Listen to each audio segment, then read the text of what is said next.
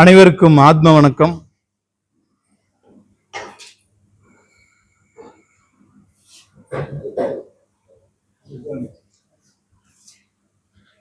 ஓம் அருட்பெரும் ஜோதி, அருட்பெரும் ஜோதி, தனிப்பெரும் கருணை, அருட்பெரும் ஜோதி.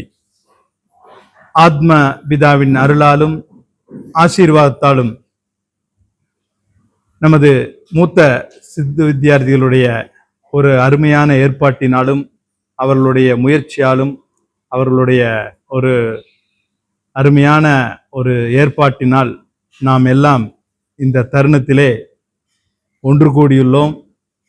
இங்கு வருகை புரிந்திருக்கும் ஆத்ம சகோதர சகோதரிகளையும் ஏனைய அன்பர்களையும் இந்த சிவானந்த பரமஹம்ச சித்த வித்யா அபியாச மைய ட்ரஸ்ட் சார்பாக வருக வருக என அன்போடு வரவேற்று இந்த இனிய நாளிலே நமது ஆத்மபிதாவின் அருளும் ஆசீர்வாதம் நமக்கு கிடைக்கப்பெற்று நமது மூத்த வித்தியார்த்திகள் எவ்வாறு ஒருங்கிணைந்து கிட்டத்தட்ட 1998 இருந்து இந்த அருமையான ஸ்தாபனம் தனது பணிகளை செவனே செய்து வித்தியார்த்திகளை ஒன்று கூடி நினைவு ஜபங்களை ஏற்படுத்தி ஒவ்வொரு இருக்கின்ற வித்தியார்த்திகளுக்கும் ஒரு அருமையான ஒரு கூட்டு ஜபத்தினை உருவாக்கி அருமையான ஒரு நினைவுகளை நம்மோடு பகிர்ந்து கொண்டிருக்கிறது. இந்த தருணத்திலே நமது ஆத்மபிதாவுக்கு நன்றிகளையும் அவர்களுடைய வாழ்த்துக்களையும் பெற்று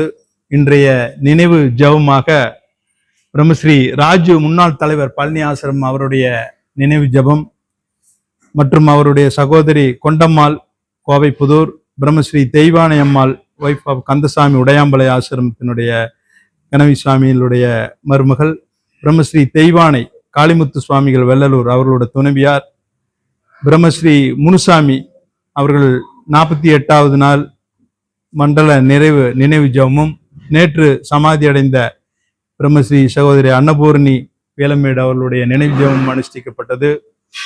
இந்த அருமையான அமாவாசைக்கு அடுத்து வரக்கூடிய ஞாயிற்றுக்கிழமையிலே வருகிற நிகழ்வுகள் தொடர்ந்து எல்லாம் வல்ல இறை பேராற்றலால் நிறைவுற்று அனைவரும் இந்த அருமையான ஒரு வித்தியை பயின்று நம்மோடு இருக்கக்கூடிய அனைவருக்கும் இந்த பயிற்சியை கூறி இங்கு அழைத்து வந்து மற்றும் அநேக ஆசிரமங்கள் நம் கோவையிலே இருக்கிறது. அங்கங்கு அருகில் உள்ள ஆசிரமங்களில் கலந்து கொண்டு ஜீவன் முக்தி எய்தி இந்த அருமையான இடத்திலே வந்து அமர்ந்து அனைவரும் கூட்டு ஜபத்தை தொடர்ந்து அதை செய்து கொண்டு இருப்போமாக என்று இந்த நாளிலே சூளுரைத்து இங்கு வந்திருக்கும் அனைவரும் மறுபடியும் வருக வருக என வரவேற்று நமது மூத்த வித்தியார்த்திகளுடைய அவர்களுடைய அனுபவங்களும் அவர்களுடைய சித்த வித்தியினுடைய செய்திகளை நம்மோடு பகிர்ந்து கொள்ளும் பொருட்டு இந்த அருமையான ஏற்பாடு நமது இந்த சபையால் ஏற்படுத்தப்பட்டுள்ளது. இந்த தருணத்திலே இங்கு முதலாவதாக இந்த ஆசிரமத்திலே இருந்து இதனுடைய பணிகளை மேற்கொண்டு கொண்டிருக்கும் பிரம்மஸ்ரீ மாரியப்பன் அன்னார் அவர்களை இந்த ஒரு அறிமுக உரை கொடுத்து இந்த வித்தியினுடைய செய்திகளையும் வழங்க அன்போடு அழைக்கிறோம். இந்த சித்த வித்தியார்த்திகள் அனைவருமே உபதேசம் பெற்று சித்த வித்தை என்னன்னு தெரிஞ்சுதான் வந்திருக்கீங்க. அந்த வித்தையை பற்றி தான் நானும் சொல்ல போகிறேன். மீண்டும் மீண்டும் அதை காது கொடுத்து கேட்கும்போது பிற பிரச்சனைகள் பிறருடைய இழுப்புகளுக்கு நாம் ஆளாகாமல் மேலும் மேலும் நாம் இந்த வழியிலேயே போவோம் அப்படிங்கிற நம்பிக்கையோடு தான் நம்ம ஒன்று பகிர்ந்துக்கிறோம். அந்த விதத்தில் போன மாதத்துக்கும் முந்தைய மாதம் சித்த வேதத்தினுடைய முதல் அத்தியாயம் 2ஆம் அத்தியாயத்தை பற்றி நான் கொஞ்சம் விளக்கமாக சொல்லியிருந்தேன். போன மாதம் நான் வரல. இந்த மாதம் சித்த வேதத்தினுடைய 3ஆம் அத்தியாயம் 4ஆம் அத்தியாயம் 5ஆம் அத்தியாயம் என்ன சொல்லுதுங்கிறத பற்றி தான் நான் சொல்ல வந்திருக்கேன். அதை நான் எழுதிட்டு வந்திருக்கேன். சுவாமி சிவானந்த பரமஹம்சரின் சித்த வேதம் மனித வாழ்க்கையின் அடிப்படை தத்துவமான ஜீவ தத்துவத்தை விளக்குகிறது. 3வது அத்தியாயம் குறிப்பாக உயிரின் இயக்கம் மற்றும் முக்திக்கான வழி பற்றி விரிவாக பேசுகிறது. இந்த அத்தியாயத்தின் மையக்கருத்து மனிதன் வெளியே தேடும் கடவுள் அவனது உள்ளேயே உயிராக இருக்கிறான் என்பதாகும். பிராணன் என்பது வெறும் மூச்சுக்காற்று அல்ல, அது உடலை இயக்கும் மகாசக்தி. நாம் சுவாசிக்கும் காற்று வீணாக வெளியே போய் கொண்டிருக்கிறது. இதை உள்முகமாக திருப்பி செலுத்துவதே உண்மையான வழிபாடு. அகம் மற்றும் சோகம் தத்துவம். சுவாமி இதில் சோகம் அதுவே நான் என்ற மந்திரத்தின் உட்பொருளை விளக்குகிறார். நாம் மூச்சை உள்ளே இழுக்கும் போது சோ, வெளியே விடும்போது ஹம், இயற்கையாகவே இந்த ஓசை எழுகிறது. இந்த ஓசையை உணர்ந்து மனதை அதோடு லயிக்கச் செய்வதன் மூலம் ஒருவன் தன்னைத்தானே அறிய முடியும்.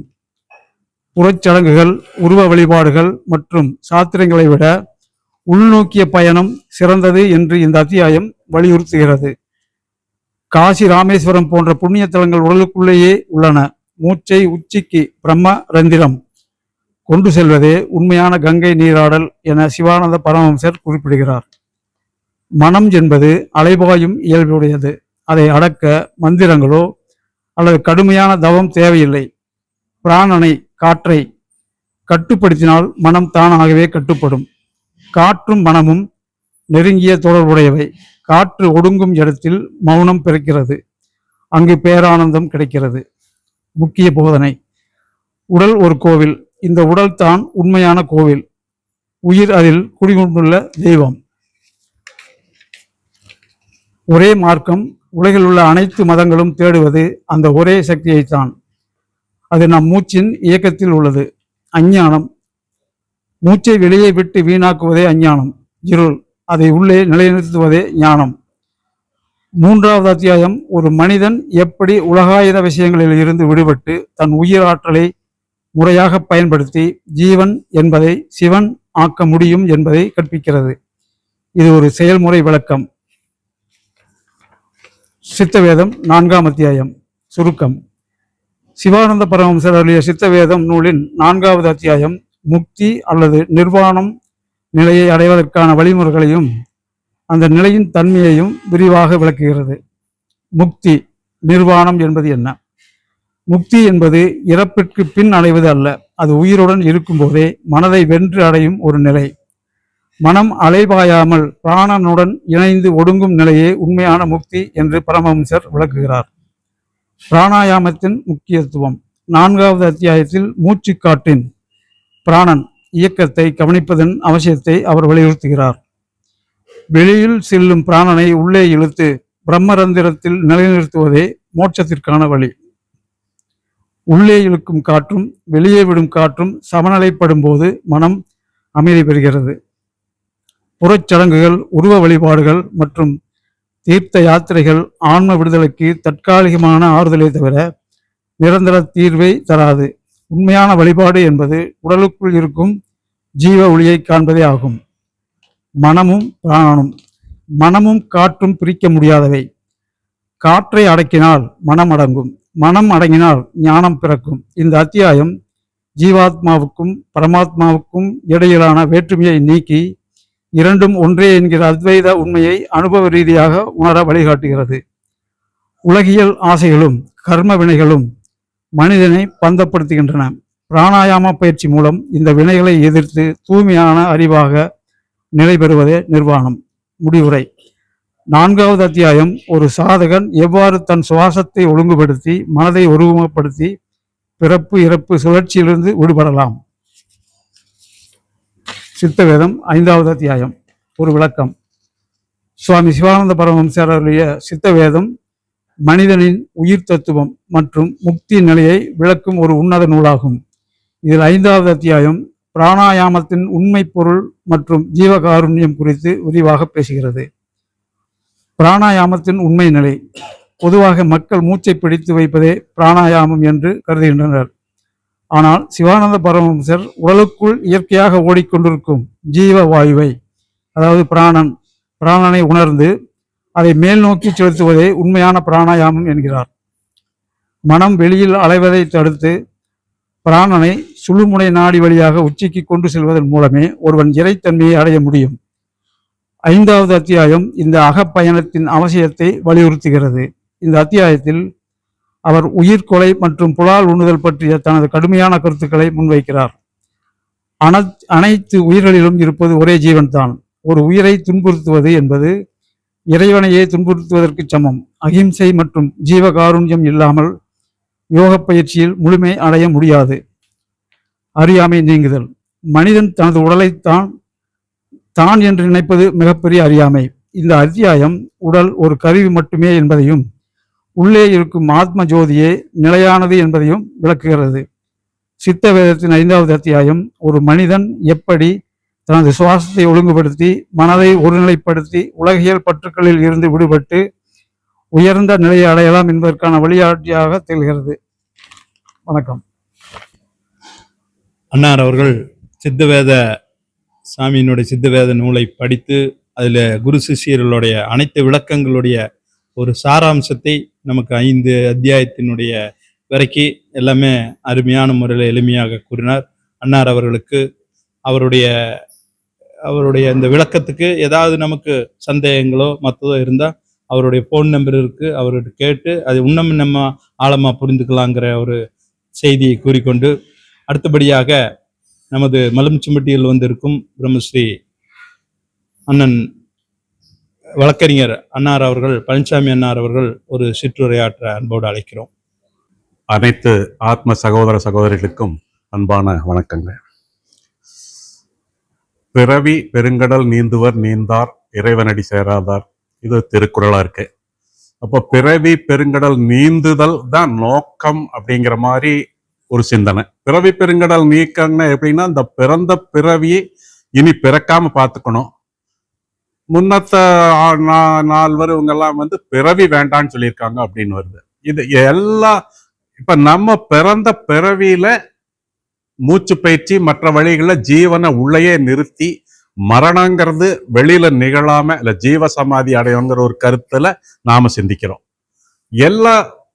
எல்லாமே பார்த்தோம்னா இந்த பிறவிங்கிறது இன்பமாட்டா தெரிகிற துன்பம், இது ஒரு நிலையில்லாத வாழ்க்கை அப்படிங்கிற கருத்தோட அடிப்படையில் வந்த சிந்தனைகளோட வெவ்வேறு வடிவங்களா தெரியுது. அப்ப என்னன்னா, அப்ப நிலையில்லாத வாழ்க்கையில இருக்கிற மேடு பள்ளங்கள், சந்தோஷ துக்கங்கள் இதுக்குள்ள சிக்கி அலைஞ்சு பண்றதை விட இதுக்கு ஒரு முடிவே இல்லையா? அப்ப மனுஷ வாழ்க்கையோட நோக்கம்தான் என்ன அப்படிங்கிற சிந்தனையில பாரும்போது, அப்ப நாம யாரு, எங்கிருந்து வந்தோம், நம்மளோட நோக்கம்தான் என்ன, இதை விட பெட்டரான வாழ்க்கை முறையோ அல்லது நிரந்தரமான அமைதியோ எங்க கிடைக்கும்? அப்படி தேடின ரிஷிகளும் ஞானிகளும் அவங்க உள்ளுக்குள்ள தேடி வெளியில உருவ வழிபாடு பண்ணி எல்லாமே பண்ணி சில உண்மைகளை உணர்ந்ததா சொல்றாங்க. உணர்ந்தது வேத காலத்திலிருந்து வேதத்திலேயே காட்டுக்குள்ள ரிஷிகளா திரிஞ்சு அலைஞ்சு அவங்க உணர்ந்ததை பின்னால செவி வழி செய்தியா வந்து அதுக்குதான் வேதங்களா பதிவானதா சொல்றாங்க. அது வேதங்களா இருக்கட்டும், மற்ற நூல்களா இருக்கட்டும், எல்லாமே மனிதர்கள் இயற்கையை தான் எங்கிருந்து வந்தோ தன்னோட இயற்கை தாய் தந்தைன்னு வச்சுட்டோம்னா, எனக்கு தெரியாத குழந்தை கேட்டு அழுகிற மாதிரி எல்லாருமே இயற்கையை நோக்கி அழுதுருக்காங்க. இயற்கையில அவங்க புரிஞ்சதை வெளிப்படுத்தியிருக்காங்க. இப்போ உலக வாழ்க்கையில இந்த நிலையில்லாத வாழ்க்கையில நமக்கு பிரயோஜனம் இல்லை, இதுல வந்து கொஞ்சம் ஒழுக்கத்துக்கு வரணும், இந்த ஆடம்பர வாழ்க்கை ஒரு போக வாழ்க்கை இதுல இருந்து விடுபடணும், முதல்ல மனித வாழ்க்கையை ஒழுங்குபடுத்தி ஜபம் தியானம் அப்படிங்கிற கட்டத்துக்கு நாம வர்றது முதல் படி. இதே நம்ம வந்து இயற்கையா வெளி உலகத்திலிருந்து தேடுறதுல இருந்து மனசை திருப்பி ஒரு நல்ல திசை கொண்டு வந்துடுறோம். அதுக்கப்புறம் இந்த பிராணாயாமம் பயிற்சி பண்ண நம்ம பூர்வ புண்ணியமோ மற்ற விஷயங்களோ நமக்கு ஒத்துழைக்கிறத பொறுத்து உண்மைகள் சீக்கிரமா புலப்படலாம். பலருக்கு நாள் ஆகலாம். அந்த சீக்கிரமா புலப்பட்டவங்க எல்லாம் தான் நமக்கு முன்னோடி குரு ஞானின்னு நாம புரிஞ்சுக்கலாம். அவங்க இந்த உலகத்துல தெளிவா புரிஞ்ச விஷயத்த எல்லாரும் பின்னால ஃபாலோ பண்ணி அந்த இடத்துக்கு வரட்டேங்கிறதுக்காக பண்ணியிருக்கிறத உபதேசம்னு நாம புரிஞ்சுக்கலாம். சரி, இந்த உபதேசம் பண்ணியிருக்காங்க, மூச்சு பயிற்சி, மூச்சை இழுத்து மேல கொண்டு போய் இதெல்லாம் பண்ணுனாத்த இயற்கையோட போக முடியுமா?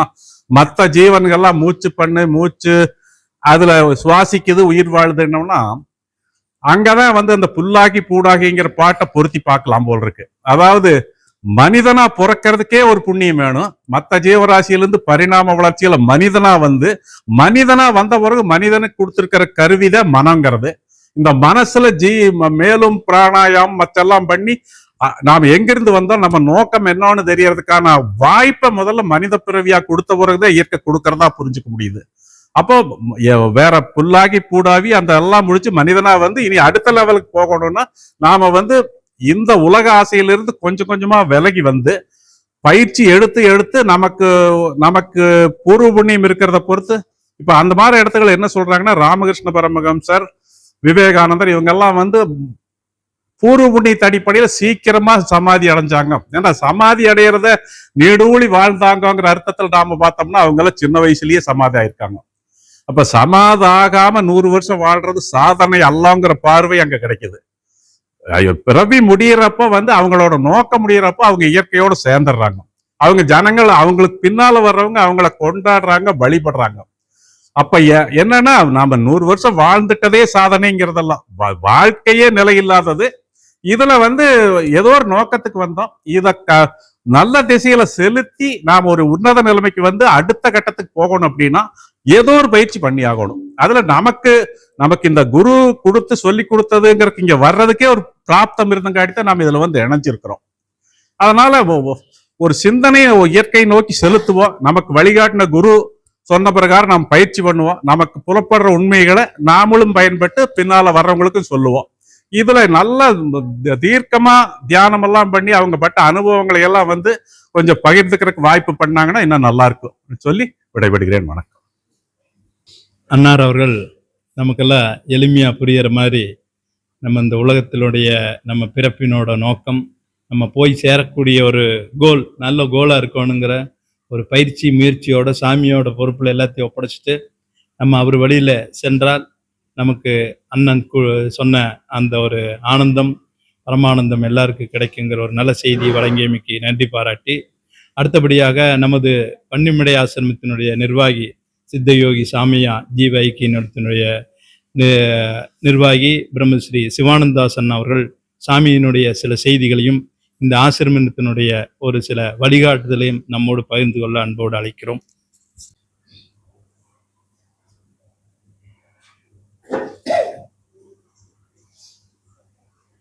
சித்த வித்யார்த்தி சகோதர சகோதரிகளே, நம்ம எல்லாருமே ஒரு பயணத்தில் இருக்கிறோம், வாழ்க்கை பயணம்.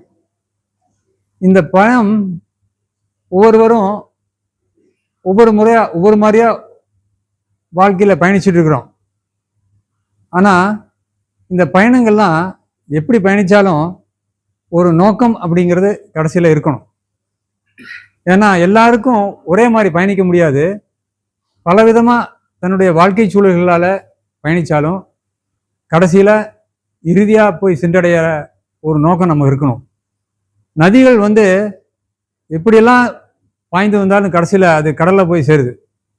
அது மாதிரி நம்ம பரமாத்மாவோட போய் ஐக்கியப்பட்டு ஒரு ஜீவேஸ்வர ஐக்கியம் அடைவதற்கான ஒரு மார்க்கம் நமக்கு சாமி கொடுத்துருக்காரு. ரொம்ப எளிமையான மார்க்கம். இதை விட எளிமையாக யாருக்குமே கொடுக்க முடியாது. அன்னைக்கெல்லாம் காடு மலை எவ்வளோ கஷ்டப்பட்டாங்க, போய் தவம் இருந்தாங்க. மிருகங்களெல்லாம் அடிபட்டு செத்தவங்களா இருக்கிறாங்க. தவ முயற்சியில போய் தவம் பண்ணணும்னு போய் மாண்டவர்களா இருக்கிறாங்க. அப்படி அல்லாம வெளி உலகத்துல மீண்டு மக்கள் நல்லா இருக்கணும்னு சொல்லி செய்திகளை கொடுத்தாங்க. எல்லாம் நல்லா இருக்கணும், நம்ம அனுபவங்கள் எல்லாம் நீங்களும் எடுத்துக்கங்க, இப்படியெல்லாம் இருங்கன்னு சொல்லி. அது எல்லாமே ரொம்ப கடினமானதாக இருந்தது. அவங்கெல்லாம் பாடல்களாகவே எழுதி மறைஞ்சாங்க. அந்த பாடல்களெல்லாம் புரிஞ்சுக்கிறது கூட ரொம்ப கஷ்டமான விஷயம். சாமி சுருக்கமாக ரொம்ப எளிமையாக இல்லறத்தில் இருந்துக்கோ, அந்த இல்லறத்தை நல்லறமாக வச்சு சித்தவிதையை பயிற்சி செய்யுங்க. இல்லறத்தில் இருந்து கொண்டே ஒரு நல்ல நிலை அடையலாம் அப்படிங்கிறதெல்லாம் இன்றைக்கு நம்ம பார்க்கிறோம். சாமையா அவர்கள் அப்படித்தான். சாமையா அவர்கள் இல்லத்தில் தான் இருந்தார், ஆனால் நல்ல நிலை அடைஞ்சார். இன்னும் வேறு சமாதிகளெல்லாம் இந்த மாதிரி பார்க்குறோம், நல்ல நிலைக்கு வந்தவங்களாம் பார்க்குறோம். இப்போ அந்த கடைசி ஒரு மாதத்தில் பார்த்தோம்னா 9ஆம் தேதி பழனிசாமி அப்படிங்கிறவர் தடாகத்தில் இருந்தவர் சமாதியானார், அதை பார்த்தோம். அடுத்து 15ஆம் தேதி என்னுடைய தம்பி சமாதியானார், அதை பார்த்தோம். இப்போ நேற்றைக்கு ஒரு சமாதியானோம், இதை பார்த்தோம். ஒரு குறுகிய காலத்தில் இந்த ஒரு மாத காலத்துக்குள்ள 3 சமாதி பார்த்தோம். இந்த 3 சமாதியிலையும் நம்ம பார்த்ததில் என்னன்னா உடம்பு வரைக்கல. ரொம்ப ஆச்சரியமான விஷயம். இந்த 3 பேர்த்துக்குமே என்னோட தம்பியோட சமாதி வைக்கும்போது அப்படியே நெத்தியில வேர்வை ஒழிக்கிட்டே இருக்கு, தொடச்சிட்டே இருக்கிறாங்க. இங்க சமாதி எப்படி நடந்ததுன்னு நீங்களாம் பார்த்தீங்க நேத்தி. இதெல்லாம் பார்க்கும்போது நிச்சயமா நமக்கு மரணமில்லா பெருவாழ்வுக்கு ஒரு வழிகாட்டியாக சித்த வித்தை இருக்கிறது. அதை கடைப்பிடிச்சா நிச்சயமா நம்ம வந்து மரணமில்லா பெருவாழ்வு அடையலாம் அப்படிங்கிறது தான் நம்ம உணர்த்துகிறது. எல்லா ஞானிகளுமே சித்தர் பெருமக்கள் எல்லாருமே மரணமில்லா பெருவாழ்வு அப்படின்னு ஒன்றை சொல்லிட்டே இருக்கிறாங்க. எந்த மகான்களை எடுத்து பார்த்தாலும் ஒரு பாடல் கடைசியில் அவங்க எங்கே வந்து நிற்பாங்க, எதுக்குன்னா நீங்க மரணமில்லா பெருவாழ்வு அடையணும், அதுக்கு மார்க்கம் என்ன அப்படின்னு ஒரு பாடலை சொல்லுவாங்க. இந்த பாடல்கள் வந்து நமக்கு ரொம்ப கடினம் தான் புரிஞ்சுக்கிறது. அந்த வார்த்தைகள் எல்லாம் நம்ம கடினமா இருக்கும், சரியான அர்த்தங்கள்லாம் தெரியாது. ஏன்னா பழைய தமிழ்கள் பல 100 ஆண்டுகளுக்கு முன்னாடி 1000 ஆண்டுகளுக்கு முன்னாடி எழுதப்பட்டது. ஆனா ஞானபிதா அவர்கள் ரொம்ப எளிமையா கொடுத்துட்டாரு. ஒரு 400 பக்கத்தை கொடுத்தாரு. இந்த 400 பக்கத்தை மட்டும் படிச்சுங்க, இந்த சித்தவிதியை கடைபிடிச்சிங்க, லட்சியத்தை அடைஞ்சிடலாம்னு சொல்றாரு. அவர் வாழ்ந்த காலத்துல எத்தனையோ அனுபவங்களை பெற்ற சித்த வித்தியார்த்திகள், வாய்வழி செய்தியா வந்த பல செய்திகளும் இருக்கு, நம்மெல்லாம் கேட்டிருக்கிறோம்.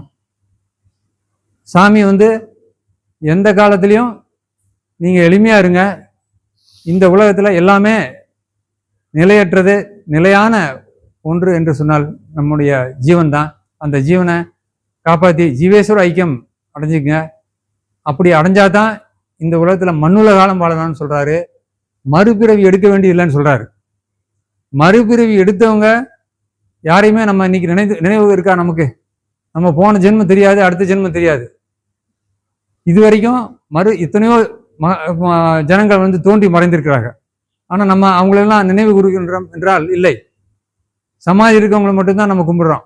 இன்னைக்கு வெள்ளிங்கிரி சாமிகள் அப்படின்னு சொன்னா அங்கதான் போறோம். அவரை மட்டும் ஜனங்க போயிட்டே இருக்கிறாங்க. சாமி அவர்கள் சொன்னா அங்க வந்துட்டே இருக்கிறாங்க. சுவாமி நித்யானந்த பரமாத்மான்னு அங்க போயிட்டே இருக்காங்க. அல்லது சித்தர் பெருமக்களுடைய பெருங்கோயில்களுக்கெல்லாம் போயிட்டே இருக்கிறாங்க. அங்க மட்டும் ஏன் போறோம்? அங்க மட்டும் என்ன இருக்கு அப்படின்னா, அந்த மகா சமாதி ஜீவன் ஒடுங்கி அந்த பேராற்றல் பெற்றவராக அவர் அங்க இருந்த அருள் பாலிக்கின்றார்கள். நம்ம அங்க போய் நம்ம குறைகளை சொல்லி திருத்துக்கிறோம். அதனால நம்ம குறைகள் தீரப்பெற்று மக்கள் மீண்டு போயிட்டே இருக்காங்க. ஆகவே நம்ம எப்படிப்பட்ட உயர்ந்த நிலையை அடையணுங்கிறத நம்ம தான் முடிவு பண்ணிக்கணும். நமக்கு இந்த உலகில் வாழ்க்கையிலே இப்படியே உழண்டு தவிச்சு போய் சேரலாமா, இல்லை நமக்கு ஜீவன் முக்தி அடையலாமா அப்படிங்கிறத நம்ம தான் முடிவு பண்ணிக்கணும். ஜீவன் முக்தி அடையலான்னா அப்பாவோட வழியில சரிவர இருக்கணும். ஸ்ரீரங்க சித்தர் தான் சொல்லுவாரு, தினமும் ஒரு 10 நிமிஷம் நல்லா ஜெபம் பண்ணுங்க, அதுக்கு மேல வேண்டாம் பாரு. 10 நிமிஷம் 10 நிமிஷம் ஜெபம்னா நிச்சயமா ஜீவன் முக்தி அடையலாம்னு சொல்றாரு. ஆனா நமக்கு எவ்வளவு நேரம் அதிகமாக செய்ய முடியுமோ அந்த அளவுக்கு செய்யறதுக்கு நன்மை இருக்கு. எப்படின்னு சொன்னா, வாழுங்காலத்திலேயே சமாதி நிலைக்கு போயிட்டு திரும்பியவர்கள் இருக்கிறாங்க, ஞான நூல்களை எல்லாம் எழுதி வச்சவங்களா இருக்கிறாங்க. அப்ப இந்த நூல்களெல்லாம் எப்படி எழுத முடிந்தது என்று பார்த்தால் இந்த தவ வாழ்க்கை தான். இப்போ இந்த அந்த பூமி எடுத்தோம்னா ஒரு கல்லா இருந்தது, அப்புறம் மண் தோன்றியது, பஞ்சபூதங்கள் தோன்றியது, தாவரங்கள் தோன்றியது, உயிரினங்கள் தோன்றியது. அதுக்கப்புறம் ஞான நூல்கள்லாம் எங்கிருந்து வந்தது? இதெல்லாம் இருந்தது, மனுஷன் உயிர் பெற்று தான் வாழ்ந்துட்டு இருக்கான். ஆனா ஞான நூல்கள்லாம் எங்கிருந்து வந்ததுன்னா ஞானியரிடத்துல வந்தது. எப்படி ஞானத்தை அடைந்தார்கள்? அப்போ அதுக்கு ஒரு மார்க்கம் இருந்திருக்கு. அப்போ அந்த ஞான நூல்கள் தான் இன்னைக்கும் ஜனங்க வந்து பின்பற்றி வாழ்ந்து கொண்டிருக்கிறார்கள். ஆகவே நம்ம வந்து ஞானியா வாழலாம், சித்தனா வாழலாம், ஜீவசமாதிக்கு போகலாம். அப்போ இது நம்ம தான் ஒரு முடிவெடுத்து நம்ம வாழ்க்கை பாதையில ஒரு நேரத்தை ஒதுக்கி நம்ம பயணத்தை நல்லபடியாக வச்சுக்கலாம். உடல் ஆரோக்கியத்தை நல்லா வச்சுக்கிறோம். சாமி சொன்ன முறையில் இருக்கும்போது உடல் ஆரோக்கியம் கிடைக்குது. நல்ல தவ வாழ்க்கை, நல்ல ஜெபம் பண்ணும்போது ஞானத்தை அடைய முடியுது. அதுக்கு மேலே ஒருபடியாக ஜீவன் முக்தியும் பெற முடியுது. ஆகவே நம்ம ஒரு முடிவிலிருந்து அதற்காக உழைக்கணும், உழைத்து உயரணும். அதான் சித்த வித்தியாசத்தை நான் கேட்டுக்கிறேன்.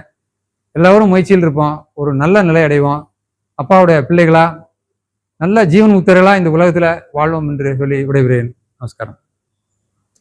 அன்னார் அவர்களுடைய பாட்டி முதல் சமாதி 1998 இல்லைன்னா 99 அவர்களை தான் வந்து இந்த இடமெல்லாம் வாங்கி இதற்கான ஒரு தூண்டுகோலா இருந்து நமது மூத்த வித்தியார்த்திகள் கணவிசாமி ஐயா, ராமகிருஷ்ணன் ஐயா, CM அருணாச்சல் ஐயா அவங்களோட ஒரு ராஜண்ணா அவங்களோட கடும் முயற்சியில சென்னனூர்ல போய் அங்கிருந்து திரும்பவும் இந்த நொய்யல் ஆற்றங்கரையில வந்து ஒரு அருமையான அமைப்பை நமக்கெல்லாம் ஏற்படுத்தி கொடுத்தாங்க. அவர்களுக்கும் அவர்களுடைய குடும்பத்திலேயே 2-3 பேர்த்தோட சமாதி இங்கே இருக்குது. அண்ணனுடைய சர்வீஸும் தொடர்ந்து அவரால் எங்களுக்கு வந்து ஒரு வழிகாட்டல். நம்ம தாத்தா கூட இருந்தவர், அதுக்கு முன்னாடி இருந்தவங்க கூட இப்போ எங்களையுமே இப்படி இருக்கணும் அப்படி இருக்கணுங்கிற ஒரு நல்ல ஒரு வழிகாட்டி, எங்களுக்கும் ஒரு ஆக்கம் ஊக்கம் தந்து இந்த அருமையான சேவையில எங்களையும் ஈடுபடுத்தி இழுத்துட்டு செல்லக்கூடிய அந்த அவருடைய பணி ஒவ்வொரு காலம் தொடர வேண்டும் என்று இந்த தருணத்திலே ஆத்மபிதாவை வேண்டிக் கொண்டு, அடுத்தபடியாக நமது அருண் ராஜம்மாள் சேரிட்டபிள் ட்ரஸ்டின் தலைவர் பிரம்மஸ்ரீ வே சண்முகபாண்டி அவர்கள் ஒரு சித்தவேத சித்தர்களுடைய செய்தியை வழங்க அன்போடு அழைக்கிறோம். புண்ணாகி மணியாகி போகமாகி புறமாகி அகமாகி புனிதமாகி மண்ணாகி மலையாகி கடலுமாகி மதியாகி ரவியாகி மற்றுமாகி முன்னாகி பின்னாகி நடுவுமாகி நாதமுறம் முழங்கி எங்கும் இயன்கருணை புலி முகிலாய் விளங்கும் தேவே என்று எல்லாமல்ல இறைவனை வேண்டி, வெள்ளலூர் சித்தவித்தை தவாலயத்துக்கு வருகை தந்திருக்கின்ற ஆத்ம சகோதர சகோதரிகள், பெரியவர்கள், சான்றோர்கள், உங்கள் அனைவருக்கும் எனது ஆத்ம வணக்கத்தை தெரிவித்துக் கொள்கிறேன். இந்த அற்புதமான நன்னாளில் தலைவர்களுக்கெல்லாம் ஃபேன் இல்லை, காற்று இல்லாமல் நான் உட்காந்துருக்கோம். முன்னாடி இருக்கவங்க நீங்கள் நல்லா காற்றுல உட்காந்துருக்கீங்க. இந்த தருணத்தில் அதாவது உயிர் உடலை விட்டு போனவர்கள் சுடுகாட்டுக்கு இடுகாட்டுக்கு போவார்கள். சமாதியானவர்கள் மட்டும்தான் வெள்ளலூருக்கு வர முடியும். அந்த நேரத்தில் அண்ணன் செல்வராஜன் அனலாகி புனலுமாகி அண்ட சராசரமாகி என்று சொல்லி பாட்டு அங்கே செருப்பு கலத்திட்டு கீழே இருந்து அனல் அப்படியே உச்ச கட்டத்தில் இருக்குது. எங்கன ரொம்ப நேரம் பாட்டை இழுத்துருவாரோன்னு ஒரு பயம். இறைவணக்கத்துல நிறைய பேர் மயக்கம் போட்டு விழுந்துற அளவுக்கு பூமியினுடைய வெப்பம் நம்மை தாக்கி கொண்டிருந்தாலும், இந்த நேரத்தில் இவ்வளவு பேர்கள் இந்த இடத்துல கூடுறதுக்கு எது துணையாக இருந்தது, எது காரணமாக இருக்கிறது என்றால், மனிதனுடைய உடலில் இருந்து இந்த உயிர் ஜீவன் அது நித்திய ஜீவனாக மாறிய காரணத்தினால் நாம் எல்லாம் இங்கே கூடியிருக்கிறோம். சுடுகாட்டில் யாராவது போய் இப்படி சேரப்பட்டு உட்காந்து இறைவனுக்கு பாடிட்டு இருப்போமா? முடியாது. அங்கே புதைச்சாச்சுன்னா அவ்வளோதான். நிறைய பேருக்கு புதைச்ச இடமே தெரியாது. ஒரு 5 வருஷம் 10 வருஷம் கழிச்சு அது அதில் இருக்க மண்ணை மாற்றி போட்டு வேற ஆளை புதைச்சிருவாங்க. எரிக்கிறது தொடர்ந்து நடந்துக்கிட்டே இருக்கும். ஆனால் இந்த உடல்கள் வைக்கப்பட்ட இடம் அப்படியே தான் இருக்கும். எத்தனை ஆண்டுகள், கோடி, இன்னும் பல ஆயிரம் கோடி ஆண்டுகள் ஆனாலும் அந்த சமாதி வைக்கப்பட்ட இடம் மண்ணூழி காலம் மட்டும் மரளிகையில் அகப்படாமல் வாழ்வார்தாமே. அந்த சமாதி ஆகி அப்படியே ஆனந்தமா அவங்க உட்கார்ந்துட்டு இருப்பாங்க. இப்போ நேற்றைய பொழுது அன்னபூரணி அம்மா சமாதி இங்கே வைக்கப்பட்டிருக்குது. அவங்களுடைய உறவினர்கள்லாம் அங்கே வந்திருக்காங்க. அதே மாதிரி அண்ணன் நித்யானந்தகுமாருடைய சமாதி தொடர்ந்து நம்ம வித்தியார்த்திகள் பூரா சீக்கிரமே சமாதி ஆகுறதுக்கு தொடங்கிட்டாங்க. பழனிசாமி பனிமடையில் வச்சு அவரெல்லாம் 55 வயசு ஆகுது, சீக்கிரமே சமாதி ஆயிட்டாங்க. இங்கேயும் ஒரு 20-30 குழிகள்லாம் ரெடியா இருக்குது. யார் வேணாலும் உடனே வாங்க, உங்களுக்கு பல விபூதி எல்லாம் இருக்குன்னு சொல்லி 1 லட்சம் ரூபாய்க்கு மேல விபூதி எல்லாம் வாங்கி வச்சிருக்கோம். மரணத்தை கண்டு பயப்படாமல் இருக்கக்கூடிய ஒரு இயக்கம் சித்த வித்தியார்த்திகள் இயக்கம். சித்த வித்தியார்த்திகள்னாலே அவன் தபத்துல அண்ணன் சொல்லும் போது சொன்னார், ஒரு 10 நிமிஷமாவது தியானம் பண்ணுங்க, உங்களுக்கு முக்தி கிடைக்கும். கெஞ்சி கேட்டது மாதிரி நிறைய பேர் வித்தையை வாங்கிட்டு செவம் பண்ணதுக்கு எனக்கு நேரம் இல்லைங்க, ஓடிக்கிட்டே அலைதான். கடைசியில பார்த்தா அவன் சமாதி ஆகாம போயிருந்தான். 30 வருஷம் நான் வித்தியார்த்தி, 40 வருஷம் வித்தியார்த்தி. எங்க பார்த்தாலும் ஆசிரமத்துக்கு போறது, அங்கே போய் பஞ்சாமிரதம் வாங்கி சாப்பிடுறது, அப்புறம் மருந்துகளை வாங்கி லோடா கொண்டாடுறது. சித்தவிதம்புக்கு நிறைய வாங்கிட்டு வருவான், இவன் படிக்க மாட்டான், யாருக்கு இல்லாம வாங்கி கொடுப்பான். அதனால் ஒரு பிரயோஜனம் கிடையாது. கிடைக்கும் நேரமெல்லாம் தவத்தில் இருந்து இமைப்பொழுதும் என் நெஞ்சில் நீங்காதான் தாழ்வாழ்க. இந்த வித்தை கிடைத்ததற்கு அரிய வித்தை. அனையா சதுர்ஷம் சபா அப்படின்னு உபநிடதம் சொல்லுது. இந்த ஜபத்துக்கு மேல எந்த ஜபம் உலகத்தில் இல்லைங்கிறான். இதெல்லாம் பாத்தீங்கன்னா நம்ம அழகர் கோயில் மதுரையில ஒரு ஆண்டுகளுக்கு முன்பாக உலக சித்தர்கள் மாநாடு நடந்துச்சு. லண்டன்ல இருக்கக்கூடிய மிகப்பெரிய அறிஞர்கள், மிகப்பெரிய தத்துவ ஞானிகள்லாம் ரிசர்ச் பண்ணுதான். உலகத்திலே எந்த மகான்களுடைய ஒரு வித்தை அல்லது அவங்க கண்டறிந்த ஒரு கலை மனிதனை மேம்படுத்துகிறது, மனிதனுடைய உயிர் ஆனந்த நிலை அடைந்து, பேரானந்த நிலை அடைந்து, பிறவா நிலை அடைந்து, அவன் மரணமில்லா பெருவாழ்வு வாழ்ந்து ஒரு தெய்வ நிலை அடையக்கூடிய ஒரு சக்தி எந்த வித்தையில் இருக்கு அப்படின்னு ஆராய்ச்சி பண்ணுறான். எத்தனை வருஷம்? 5 வருஷம் ஆராய்ச்சி பண்ணுறாங்க. எல்லா நாடுகளுக்கும் போறாங்க. அவங்க ஒரு பெரிய ஒரு குழு ஆய்வு பண்ணி கடைசியில சொல்லுவாங்க, வடகரை சித்த சமாஜ ஸ்தாபகர் சுவாமி சிவானந்த பரமஹம்சருடைய சித்த வித்தை மட்டும்தான் சமாதி நிலை அடைவதற்கும் மனிதன் மீண்டும் பிறவாமல் இருப்பதற்கும் துணையாக இருக்கிறது.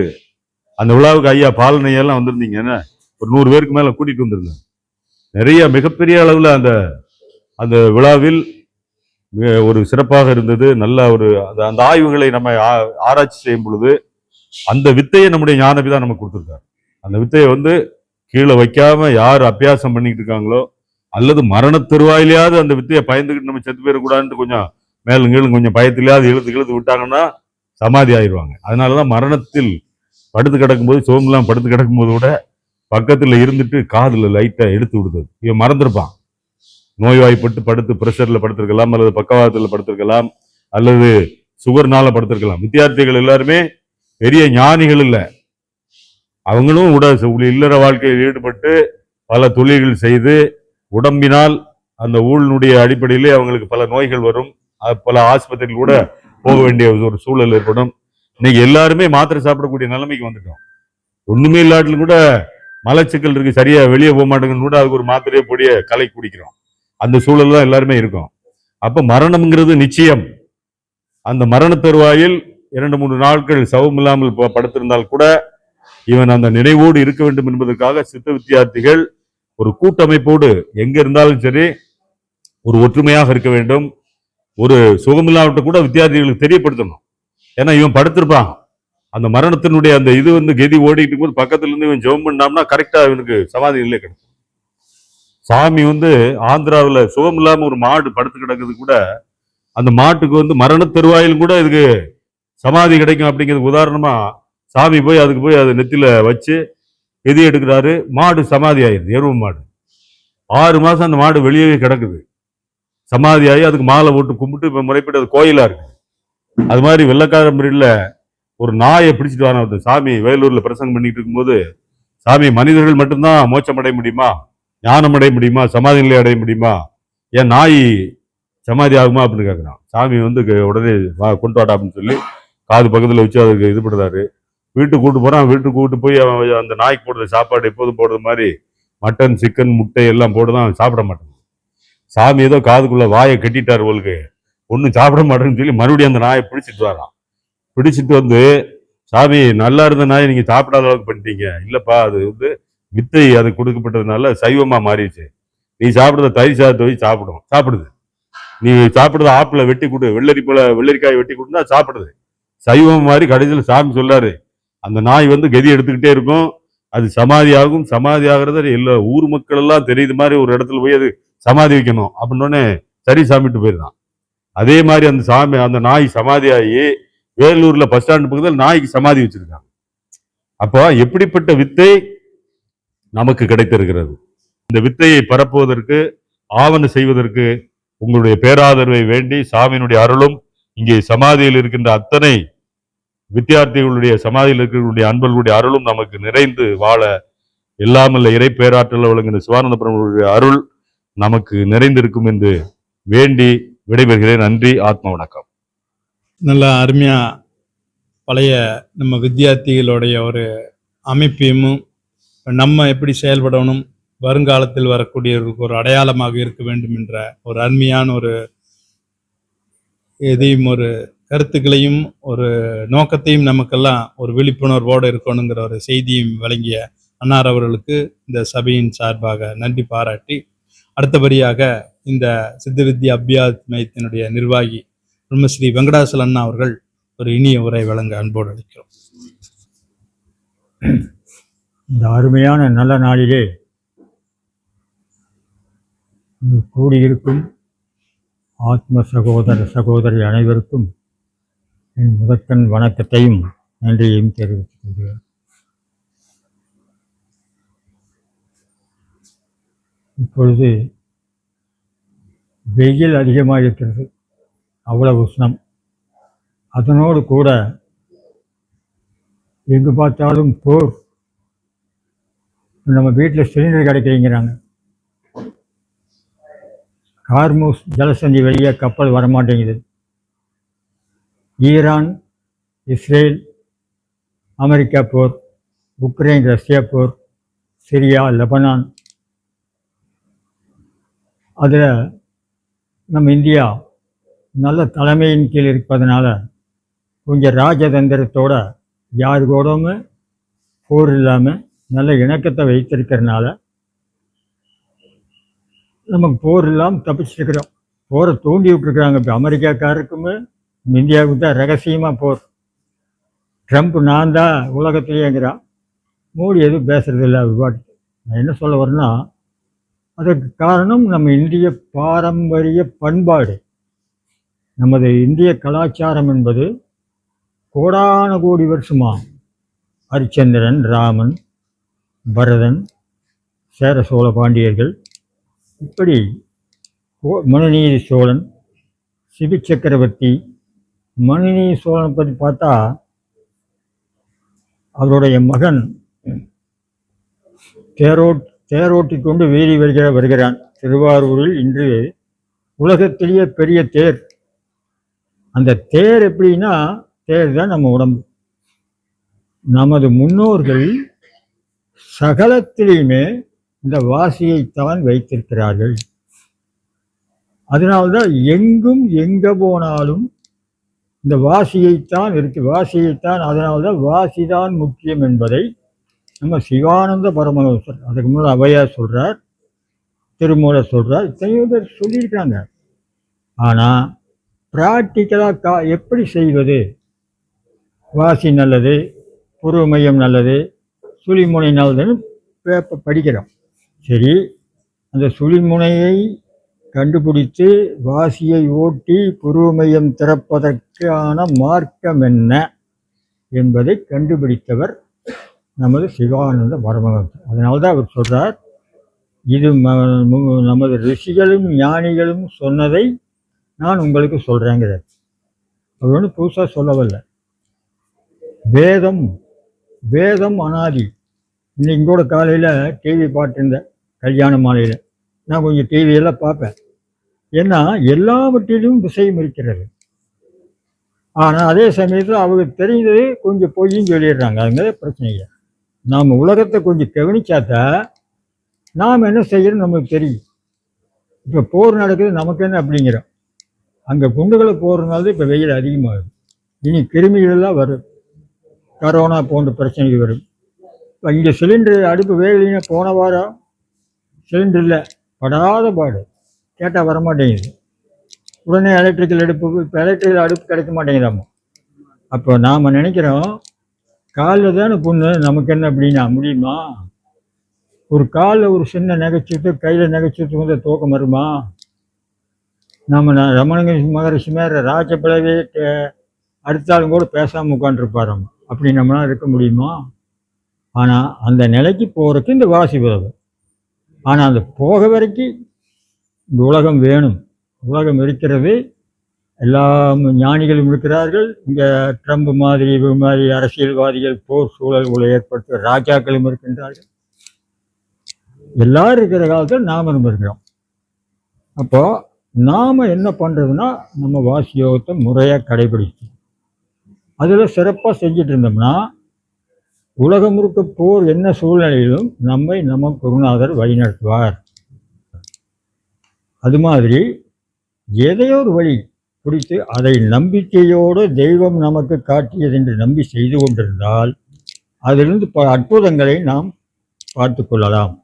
இன்னும் பார்க்காத ரகசியங்களை பார்க்கலாம் என்று கூறி நாம் எல்லோரும் வாசியை முறையாக செய்து பயனடைவோம். நம் முன்னோர்களுடைய செய்திகளையும் அனுபவங்களையும் ஒவ்வொரு சித்தாந்தமாக அவர்களுடைய குறிப்புகளோடு அனைவருக்கும் பயனடைகிற வகையில் அனைத்து ஏற்பாடுகளையும் செய்து விட்டிருக்கிறார் என்ற அருமையான செய்தி சொல்லி, ஒவ்வொன்றினுள்ளும் ஒவ்வொரு அர்த்தங்களும் ஒவ்வொரு ஞானமும் உண்டு என்ற ஒரு சிறப்பான செய்தியை வழங்கியமைக்கு நன்றி பாராட்டி, காலத்தின் அருமை கருதி இன்னும் பேசிகிட்டே இருந்தால் இன்னும் 2-3 மணி நேரம் பேசுவாங்க. இதில் சப்ஜெக்ட் இருக்குது, உணவு வேலைக்கு பின்னாடி அதை பகிர்ந்து கொள்ளலாம் என்று கூறி நிறைவாக நமது குளத்தூர் மகா குருபரானந்த சுவாமி தபோவனத்தினுடைய நிர்வாகி பாலன் அவர்கள் நன்றியுரை கூறி நிறைவாக ஜோதி வழிபாடோடு இந்த விழா நிறைவேறும் என்பதை தெரிவித்துக் கொண்டு அன்னாரை நன்றியுரை வழங்க ஒரு சிற்றுரை வழங்க அன்போடு அழைக்கிறோம். இந்த வெள்ளலூர் ஆசிரமம் சுவாமி சிவானந்த பரமேஸ்வருடைய சித்த வித்யா அபியாச நிலையத்துக்கு வருகை தந்திருக்கின்ற அனைத்து சித்த வித்யார்த்திகளுக்கும் நன்றி சொல்லிக்கிறேங்க. அது மட்டும் இல்லைங்க, பாருங்க, அனைத்து ஆலயங்களுடைய நிர்வாகிகள் வந்திருக்காங்க இன்னைக்கு. நம்ம கோயம்புத்தூருக்குள்ள எத்தனை ஆசிரமங்கள் இருக்குதோ அத்தனை நிர்வாகிகளும் வந்திருக்காங்க. அந்த நிர்வாகிகளோடு உடன்பாடாக செயல்படுற அத்தனை சித்த வித்தியார்த்திகளும் வந்திருக்காங்க. இது ஒரு சிறப்பான விஷயம். இன்னைக்கு இந்த அமைப்பில் வந்திருக்கிற அனைத்து சித்த வித்தியார்த்திகளுக்கும் முதல்ல நான் நன்றி சொல்லிக்கிறேங்க. தொடர்ந்து இதே போல் செயல்பாடு நடக்கணும்னு நான் வேண்டி விரும்பிக்கிறேன். இப்போ இந்த உணவு சமைச்சிருக்காங்க, அவங்களுக்கு நான் நன்றி சொல்லணும். ஏன்னா என்னோட செயல்பட்டவங்க தான் உணவு சமைச்சிருக்காங்க. இதுக்கு காரணகர்த்தா சண்முக பாண்டி ஐயா ஒரு தடவை ஆசிரமத்தில் சாப்பிட்டாரு. சுவையா இருக்குதுங்க, அந்த பக்கம் திரும்புங்களே, நான் பணம் தந்துடுறேன் அப்படின்னு சொல்லிட்டு ஆர்வமாக சொன்னார். தந்துடுவீங்களா சாமினார். கண்டிப்பாக நீங்கள் உணவு சமைங்க, தொடர்ந்து நம்ம ஆசிரமத்திலேருந்து பணம் வரும்னு உறுதி சொல்லிட்டாரு. தொடர்ந்து நாங்கள் செயல்பட்டுருக்குறோம். ஒத்துழைப்பு கொடுத்த அனைவருக்கும் நன்றி சொல்லிக்கிறேன். சின்ன ஒரு விஷயத்தை மட்டும் சொல்லிட்டு நிறைவுபடுத்திக்கலாம். ஏன்னா உணவு தயாராகிடுச்சு. சுவாமி வேண்டி விரும்பி கேட்டது ஒன்றே ஒன்று தானுங்க, ஆனந்தத்திலிருந்து பிறந்துட்டோம். இது யாருமே மறுக்க முடியாது. நாம் பிறந்தது ஆனந்தத்திலிருந்து பிறந்துட்டோம். இனி நாம் ஆனந்தத்தில் முடிவடையணும் அப்படின்னு சொல்லிட்டு வேண்டி விரும்பி கேட்டிருக்காரு. அதுக்கு அவர் சொல்கிற கருத்து மட்டும் நான் சொல்லிடுறேன் பாருங்க. ஒரு ஜீவன் தன் உள்ளில் மேலும் கீழும் நடனம் செய்து கதாகதம் நிகழ்த்தி மேலே இருக்கின்ற தன் சொந்த சொத்தான சுக்குலத்தை தொட்டு நிலை நின்றால் பேரின்பம், தொட்டு கீழே வந்தால் அது சிற்றின்பம். அவர் வேண்டி விரும்பி கேட்டுக்கிறது என்னன்னா, ஆனந்தத்தில் உற்பத்தி ஆன நாமா தன் ஜீவனை மேலும் கீழும் நடனம் செய்து கதாகதம் நிகழ்த்தி மேலே போய் நிலை நின்று ஆத்மாவோடு ஐக்கியமாகணும், ஈஸ்வரனோடு ஐக்கியமாகணும் அப்படின்ட்டு வேண்டி விரும்பி இந்த சித்த வேதத்தை முடிக்கிறாரு. அதே போல் தொடர்ந்து நாம் எல்லாம் கதாகதம் செய்யணும் அப்படின்னு சொல்லி தான் நான் வேண்டி விரும்பி கேட்டுக்கிறேன். இதை பற்றி வெளியில் யாரும் தெளிவாக சொல்கிறது இல்லைங்க. ஜபம்னு சொல்கிறாங்க, ஜபமே எல்லாரும் செஞ்சுட்டு தான் இருக்காங்க. பல பேர் எங்கிட்ட என்ன சாமி அந்த கதாகதம்னு சொல்லிட்டு இருக்கீங்களே, அது கொஞ்சம் விளக்கம் சொல்லுங்கன்னு வந்தாங்க. காட்டி கொடுத்தேன். காட்டி கொடுத்தவங்க எல்லாமே ஆனந்தத்தை தொட்டாங்க. இதை கூட்டத்தில் நிறைவு செஞ்சுட்டு வந்தவங்களுக்கு எல்லாமே நன்றி சொல்லிட்டு மீண்டும் தொடர்ந்து செயல்படணும்னு சொல்லிட்டு வேண்டி விரும்பி கேட்டுக்கொண்டு நிறைவு செய்கிறேன். ஆத்ம நமஸ்காரம். நிறைவாக ஜோதி வழிபாடு பாடப்பட உள்ளது. அனைவரும் எழுந்திருந்து ஜோதி வலயத்தோடு இந்த உரையை நிகழ்ச்சியை நிறைவு செய்வோம். அருட்பெரும் ஜோதி அருட்பெரும் ஜோதி தனிப்பெரும் கருணை அருட்பெரும் ஜோதி. ஜோதி ஜோதி ஜோதி சுயம் ஜோதி ஜோதி ஜோதி பரம் ஜோதி ஜோதி ஜோதி அருள் ஜோதி ஜோதி ஜோதி சிவம். வாம ஜோதி சோம ஜோதி வான ஜோதி ஞான ஜோதி மாக ஜோதி யோக ஜோதி வாத ஜோதி நாத ஜோதி ஏம ஜோதி வியோம ஜோதி ஏரு ஜோதி வீரு ஜோதி ஏக ஜோதி ஏக ஜோதி ஏக ஜோதி ஏக ஜோதி. ஆதி நீதி வேதனே ஆடல் நீடு பாதனே வாதி ஞான போதனே வாழ்க வாழ்க நாதனே வாழ்க வாழ்க நாதனே. அருட்பெரும் ஜோதி அருட்பெரும் ஜோதி தனிப்பெரும் கருணை அருட்பெரும் ஜோதி.